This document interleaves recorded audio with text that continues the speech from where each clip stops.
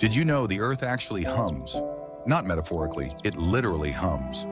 It produces a constant low-frequency vibration that no human can hear without special instruments. Scientists call it the Earth's hum, or background-free oscillations. It's not from earthquakes, but from tiny movements caused by ocean waves, atmospheric pressure, and seismic activity, constantly moving through the crust and resonating like a giant bell.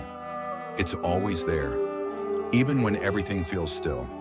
Here's a weird bonus fact.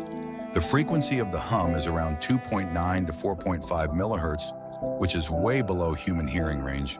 We start at about 20 hertz. But this hum is so consistent that satellites in space can detect it. So even when everything above the surface is quiet, the Earth is still quietly singing.